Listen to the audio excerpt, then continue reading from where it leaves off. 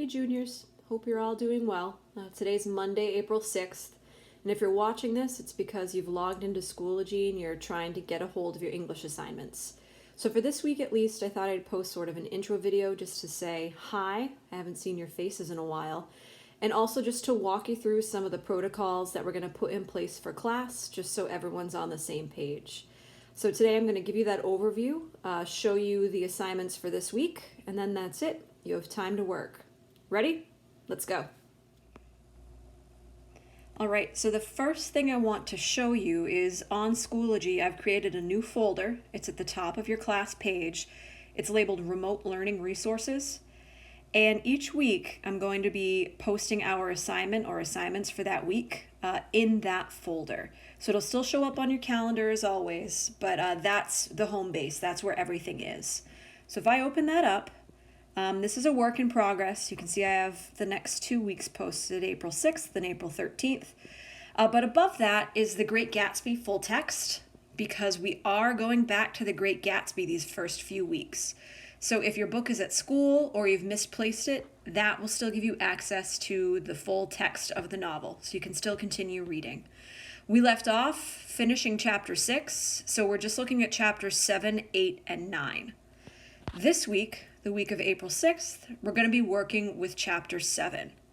So if I click on that assignment, it's going to give you an overview of all the tasks. So up at the top, this week's activities are as follows. Class 1, you're reading chapter 7.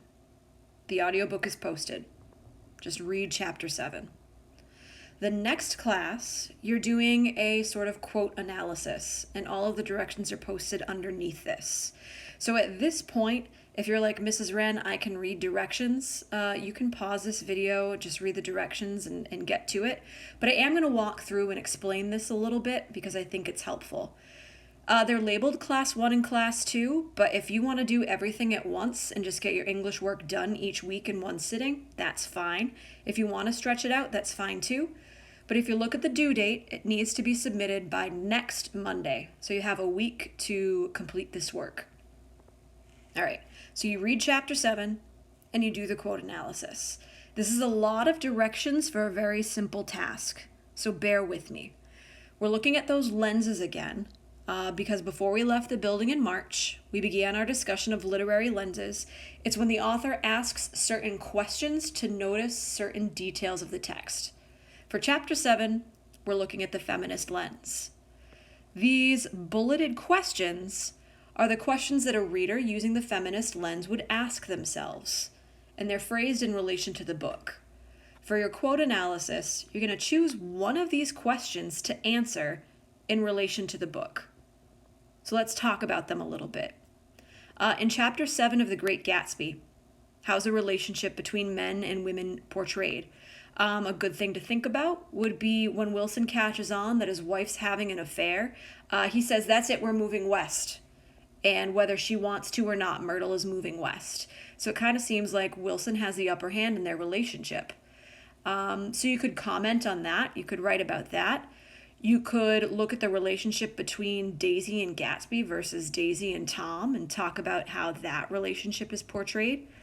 Both of those things would come to light when a reader asks that question. The next question, what are the power relationships between men and women? Who's in control? So again, in the case of George Wilson and Myrtle Wilson, George makes a decision they're moving west, and they are going west. No ifs, ands, or buts about it.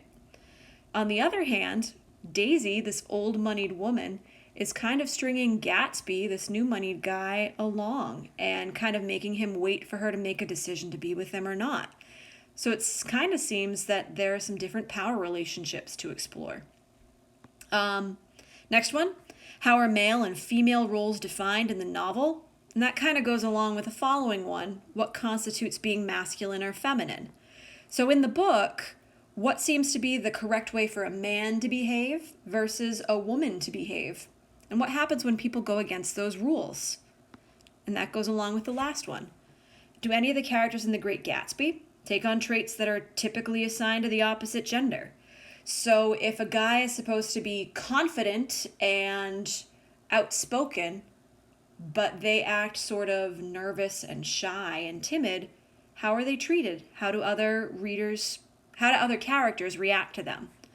So you are answering any one of these questions in relation to chapter 7. So the way that you're answering it is described below. Choose one of the questions and follow the steps. 1. Answer the question in 1 or 2 detailed sentences as if it were the topic sentence of a paragraph. And there are some samples underneath there. So you're answering the bulleted question in your own words in relation to chapter 7. You make that claim, so then you need to select and copy down a quote from the chapter that supports your topic sentence. And explain, this is 3, explain how that quote supports your topic sentence with a few complete sentences of analysis. So this is not a long assignment. It's not meant to be long. It's a few sentences that ask you to look at chapter 7 through a feminist lens. You can just follow the template below, and I provided a sample from chapter 5. So as you can see, the sample down here at the bottom is not that long. It's a few sentences, but it needs to be insightful. So if you were doing this for chapter 5, which is when Gatsby and Daisy are reunited at Nick's house, this assignment might look like this. Topic sentence. Nick's reaction to Gatsby's behavior when he first reunites with Daisy implies that men are supposed to be confident and strong in their society, and Gatsby is falling short. Here's a quote to back that up.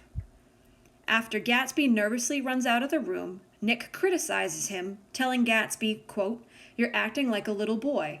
Not only that, but you're rude. Daisy's sitting in there all alone," end quote. So there's my topic sentence. There's my quote with a little bit of context leading in. And then my analysis. Nick criticizes Gatsby for showing his emotions and calls him a boy. Gatsby is viewed as less of a man for letting his confident exterior crack. So Gatsby's so nervous about seeing Daisy again. Remember, he runs outside in the rain.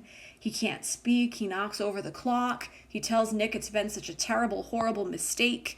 And Nick kind of tells him to, in a sort of lack of better words, to man up, that Daisy's embarrassed too, that he needs to be more confident. So that, if you look, that's just a matter of 4 or 5 sentences, and that's what we're looking for. So that's the assignment for this week, guys.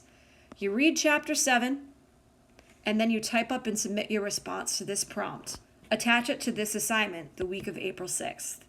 If you have any questions about this assignment, please, please, please reach out to me. All right, juniors, that is your assignment for the week of April 6th. Read chapter 7 and complete your quote analysis. I realize that this is a really strange time for a lot of people. So if there's anything going on that's making it difficult for you to complete your work, please don't just disappear and not respond. Let me know what's going on. I can't work miracles, but I can certainly lend an ear and help you out as best as I can. So take care of yourselves, stay healthy, and I miss you, and I'll see you guys in the future. Bye.